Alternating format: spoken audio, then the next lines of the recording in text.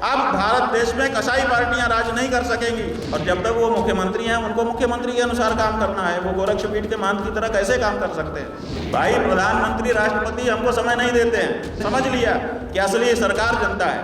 अब जनता के पास हम जा रहे हैं। ये उत्तराखंड के ज्योतिर्मठ के संत और शंकराचार्य स्वामी अविमुक्तेश्वरानंद सरस्वती हैं। गंगा की रक्षा, गौ हत्या और गौ मांस के निर्यात पर पाबंदी को लेकर देश भर में अलख जगाने निकले हैं। अयोध्या में रामलला के दरबार में जाने के बाद सोमवार को लखनऊ पहुंचे थे तो सीधे पीएम मोदी और सीएम योगी के साथ साथ बीजेपी के खिलाफ मोर्चा खोल दिया। भाई प्रधानमंत्री राष्ट्रपति हमको समय नहीं देते हैं। हमने गंगा जी के बारे में, हमने गौ माता के बारे में समय मांगा है। राष्ट्रपति से मांगा, प्रधानमंत्री से मांगा, कई बार मांगा। कोई समय नहीं देता है तो हम क्या करेंगे? इसीलिए हम जनता के बीच में निकले हैं, क्योंकि हमने समझ लिया कि असली सरकार जनता है। अब जनता के पास हम जा रहे हैं। स्वामी अविमुक्तेश्वरानंद सरस्वती का कहना है कि बीजेपी देश के बहुसंख्यक हिंदू समाज का वोट लेकर उनके साथ धोखा कर रही है। 3 बार लगातार सरकार में रहने के बावजूद गौ हत्या को रोकने और गौ प्रतिष्ठा के लिए बीजेपी ने कुछ भी नहीं किया। वो तो मुख्यमंत्री हैं, गोरक्षनाथ जी से हमने आशीर्वाद ले लिया है और जब तक वो मुख्यमंत्री हैं उनको मुख्यमंत्री के अनुसार काम करना है। वो गोरक्षपीठ के महंत की तरह कैसे काम कर सकते हैं?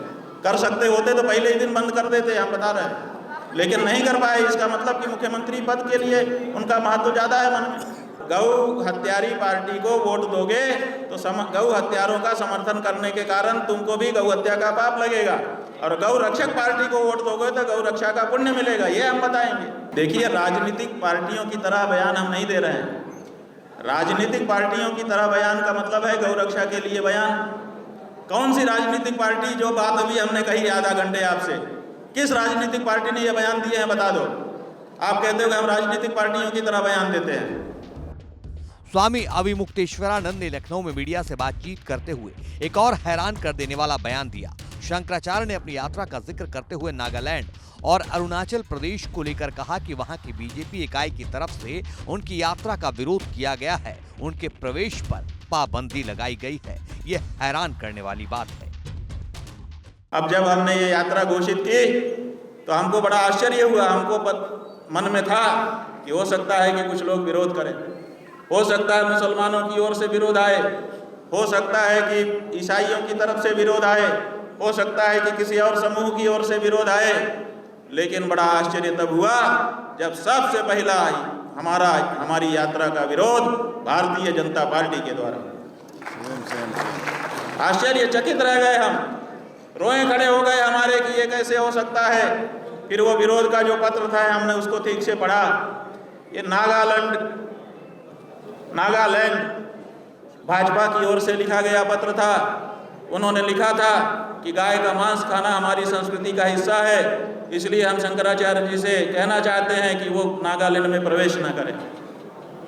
बाद में फिर उन्हीं की देख करके नागालैंड के दूसरे दलों ने भी पत्र जारी किए और बाद में तो जो वहाँ पर भाजपा से सम्मिलित सरकार है, जिसमें उप मुख्यमंत्री भाजपा का है, उस सरकार ने कैबिनेट ही बुला दी और कैबिनेट बुला करके उन्होंने प्रस्ताव पारित कर दिया कि शंकराचार्य को नागालैंड में घुसने नहीं दिया जाएगा। क्यों? क्योंकि वो गाय की बात कर रहे हैं। लेकिन हमने अभी कार्यक्रम निरस्त नहीं किया है, हम नागालैंड भी जाएंगे हमारी प्रस्तावित यात्रा के अनुरूप। भाजपा का ये जो दोहरा चरित्र है ये हमको आश्चर्यचकित करता है। उसके बाद जब ये वहाँ से आ गया तो अरुणाचल प्रदेश, अखिल अरुणाचल, वहाँ का जो स्टूडेंट यूनियन है आसू, उन्होंने अपने एक छात्र नेता को आगे किया। इस मुद्दे को मुहिम बनाकर वो अपने समर्थकों के साथ भारत भ्रमण पर हैं। उन्होंने कहा कि इस पुनीत काम की शुरुआत उन्होंने राम की नगरी अयोध्या से की है। वो लक्ष्मण की नगरी लखनऊ में है। इस आंदोलन को लेकर देश के सभी राज्यों में जाएंगे और देश में गौ हत्या बंद होने तक चुप नहीं बैठेंगे। हम लोगों को प्रदान की है।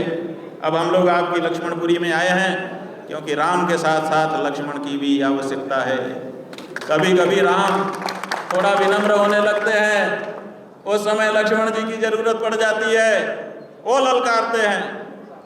तो राम की शक्ति के साथ साथ लक्ष्मण जी का ओजस्वी वक्तव्य भी हमको आवश्यक था, इसीलिए हम उत्तर प्रदेश की राजधानी लक्ष्मणपुरी में आए हैं और यहाँ पर लक्ष्मण जी से प्रार्थना कर रहे हैं कि हमारी वाणी में कभी कोई रोक ना आए, हमारी वाणी सच कहने की सामर्थ्य रखे, ये आपसे हमको चाहिए। और यहाँ से हम निकल रहे हैं। गौध्वज की स्थापना हमने यहाँ पर कर दी है। अब 33 दिनों में 33 प्रदेशों में जाएंगे। 3 जो प्रदेश हैं अपने भारत के, वो समुद्र के अंदर हैं, इसलिए अभी हम साक्षात वहाँ नहीं जाएंगे, वहाँ प्रतिनिधियों के माध्यम से जाएंगे। इस तरह से 33 दिनों में 33 प्रदेशों की यात्रा करके सभी प्रदेशों में गौ प्रतिष्ठा ध्वज की स्थापना करेंगे। आप पूछेंगे कि इससे क्या हो?